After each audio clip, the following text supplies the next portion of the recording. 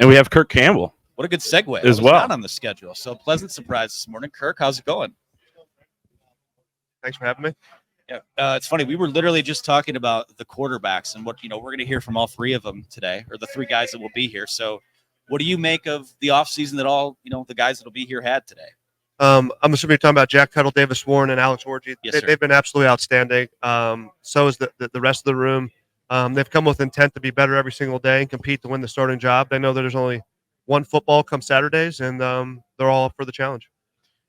Kirk, when you think about NIL and how it has an impact on this team, it seems like Michigan's been able to keep that strong culture that they've always had and tried to build under Jim Harbaugh, continuing here with Sharon Moore.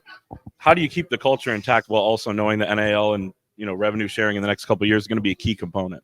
Yeah, obviously NIL is a large piece of it, but we want to recruit guys that want to be at the University of Michigan. Sure. Not only are we a prestigious football program, the most wins all time in college football history, but we're prestigious academically. And the people that want to fit into that culture, we have to evaluate right away, right? When we talk to the high school coaches, their families, the kid themselves, guidance counselors, that's where you start. Obviously, NIL becomes a piece to it later, but if it's ever the first thing, those guys probably aren't for us in the University of Michigan. I asked Alex this last week, but from spring football to now, you guys are days away from starting fall camp. What does that process look like for those guys in terms of, is there a pitch count that they're on? Is there a schedule of things that you like to see them do? Like, what is that development plan look like when you guys aren't actively in camp? Yeah, I think that development plan is intentional by our point as how we script practice, making sure that we put them in their best suited talents and traits. Right, each one of them are going to do something better or different than everybody else. And it's not fair to ask them to do something that we might not ask them to do on Saturday. So when we script practice and the plays that we give them, make sure their development plan suits what will show up on Saturdays for that each specific player. You did an interview with ESPN maybe a month or so ago and talked about Alex potentially having a key part of the game plan, whether or not he's the starter. I mean, and I know you don't know who the guy's going to be yet. Fall camp obviously will be a huge determiner of that, but do you see that he's going to be a guy that you can still have packages for like you did last year, maybe expanded though? Yeah, so like when you look at an offense, I think you got to look at your players first and what they do best. And Alex is one of the best 11 players on offense. Is it going to be the best quarterback?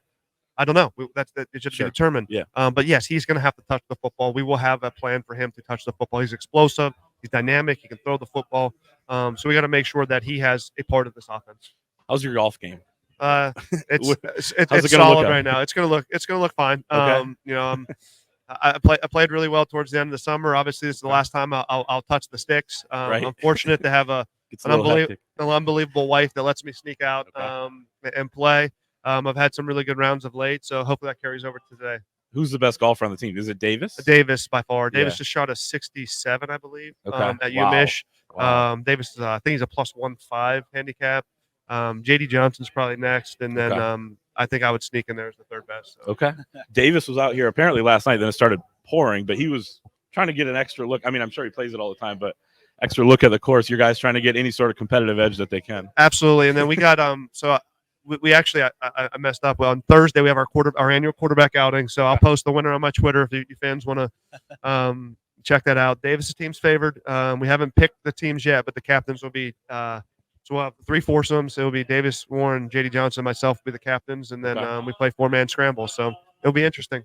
Okay. No handicaps there, just straight up? No, straight up. But, once you get to like the 6th golfer where Davis is going to be his first pick, it gets rough. So Davis might have a team on his back. So trying to get those guys involved. I know last year Jaden Denegal and Alex Orgy picked up golf after the golf outing. So they got the itch now. So we'll see how they do. Nice. Are there any transferables from the game of golf to playing quarterback? Yeah, absolutely. Staying composed? Well, composure, but like how you maximize velocity and torque is the same thing with your lower body, right? You got it's timing, right? So same with throwing the football. Like now they're different, but they're similar, right? If you can create ground force as a quarterback to maximize your velocity with the lower half, you can hit a golf ball pretty far, and that's why JD and Davis can hit the ball far. Jack Tuttle was out here last year. He never really played. He can hit the ball far if he connects. So it's just using your lower body. You talked about using Alex, and if he's not the starter, then somebody else is, and Alex still has a role. What about Donovan Edwards and Kalel Mullings? How can you utilize both of those guys? Yeah, we're being creative with packaging. Donovan Edwards, Kalel Mullings, Colston Loveland, there's Marlon Clyde, there's Samaj Morgan. Tyler Morris. I mean, we got so many playmakers on offense. We just got to make sure we utilize them in the right manner. But it's being creative with the packaging, and it's being intentional in fall camp and giving them the opportunity to go do that. Last year 12 personnel was our best personnel. I got to throw Max Bredesen in there. And what he does, he's dynamic. No doubt. So is it going to be 12 personnel? Is it 13? Is it 21? Is it 11? We just got to figure out how to best utilize all of that talent. In terms of the veteran resources that you have in your room with Jack, with Davis, I mean, I know there's a scenario where if Jack didn't get that 7th year, maybe he's working alongside you on the staff. Last week when we talked to Alex, he talked about how Davis is kind of a student of the game in terms of being an expert on throwing the football. So how much of a benefit is to you to have almost an extension of yourself, in the room? I think whenever you can create a culture in the room that guys are willing to help other guys succeed, that's only beneficial for the team. We're not selfish. We're selfless. So like Davis helping Alex Orgy or Jack Tuttle giving notes to Jaden Davis or Jaden Denigal, that only creates a positive environment throughout the whole team. And I'll never waver from that mindset. We want guys that want to help build that foundation. So that's huge for me because, listen, they're playing the position. I'm coaching it, right? They're getting bullets thrown at them in a different fashion than I am. So let them help the other guys out at times, and it's really beneficial for us. How would you ease the concerns of Michigan fans that are worried, hey, we lost 5 offensive linemen, really 6, that started games last year? Sharon Moore is now the head coach. Grant Newsome in there. I think people have a ton of belief in Grant, but first time coaching offensive line. And then I would, start that conversation by saying, hey, I think 4 or 5 of these guys have started games in college as well. Is that kind of how you see it, that maybe it's not that big of a, replacement there? Yeah. So like number one, like Sharon Moore's not leaving the building. He's still there. So the help with myself as a coordinator at the University of Michigan, I know I've done in the past, but just giving me some insight. Grant Newsome at the offensive line, who's an outstanding coach. But then we don't have Zach Zinner, the Trevor Keegans, the Carson Barnards. Those nameplates change. But we have Gio Haldy, Jeff Percy, Josh Kirby came through. You have Raheem Anderson, Greg Crippen, Dom Gadis, Miles Hinton. Those guys are really good football players. The nameplates change, the mentality, the physicality, their execution has not. So much of the talk this offseason has been about how operationally it seems like things are pretty similar for you guys, but as one of the members of the Brain Trust, at the top of the pecking order, what are some different things that maybe you guys have incorporated that you didn't do before? Yeah, I think we got to make sure that we get our players the ball what they're best at.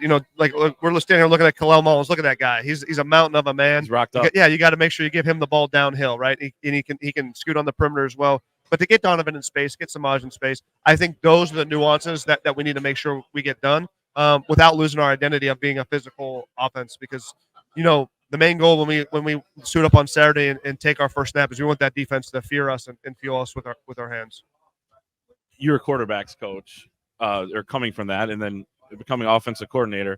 But you mentioned it, physical identity, wanting to run the ball. You've talked about this in the past that just because you're a quarterbacks coach doesn't mean you don't want to still have that identity. You're not going to maybe throw it 60 times a game. Maybe you will if you have to do that to win. But is that still in your DNA too, that you want to have a strong run game and be able to lean on the offensive line and all that? Yeah, listen, I was born in Western Pennsylvania. It's a blue-collar mentality. Right. Football back when I played was in a shoebox. It was physical, downhill, stop the run, nosebleed, play action pass. Yep. I truly feel like that is still the identity you want. You want to run the football first, but you want to complement it with great play action pass, great ball control pass game with your skilled players. Because for a quarterback, if you can run the football, the pass game is way easier. If you can't run the football, you're putting a lot of onus on the quarterback. And last year we were fortunate enough to run the football extremely, extremely well. If we're able to do it just as good this year, we'll be able to complement it with a great pass game. Are you a Steelers fan? I am. Yes. I so before you get there, I am a diehard Steelers fan, but working with Coach Harbaugh in the past, he was kind of like I kind of didn't hate the Ravens anymore, So it's kind of cool. But where you're going, Roman Wilson drafted the Steelers. First, he had probably had 300 phone calls that night. I called him. I was so excited for him to go to Pittsburgh. I've already had family meet him at local charity events. Nice. People texting me, my friends are back home, how great of a kid he is. Couldn't be more ecstatic. The Steelers got a true blue-collar wide receiver that understands, what Pittsburgh football is all about. And JJ is a millionaire now. Yes, he is. JJ is. How fun is it going to be for you on Sundays after you guys play? You got a lot of work to do, but you guys got TVs in there. Watching all the guys from last year's team and the other teams. I mean, Michigan's got got to be upwards of 60 guys in the NFL right now. Yeah, it's always fun to turn on the TV on a Sunday and see your previous players succeed. So we wish them all the best. They're Michigan men. I know they're going to be checking in on us. We're going to be checking in on them. And yeah, there'll be a lot of fun when we're game planning, and hopefully after a lot of victories for us, though. 100%. So for you guys heading into fall camp, like how much does, and I know every week you guys say is the most important game that you'll play, but how much does having Texas in week 2 kind of set a tone for how much work you guys need to get done over the next month or so? Yeah, so like obviously to the outside world, like that week 2, that's huge. Yeah, we got to get stuff expedited, but like in the past, we've never lost sight of our big opponents. We're always keeping track of the big dogs. The Ohio States of the world, Oregon's this year, Texas, Washington on the schedule. In the past, it was Penn State. So we're always proactively evaluating them, their roster management, what their skill sets are on defense for us, and then attacking them on a weekly basis. We're doing that. So, yeah, it's going to be earlier this year, and it may be a perceived difference to the outside world, but for us, it doesn't change much.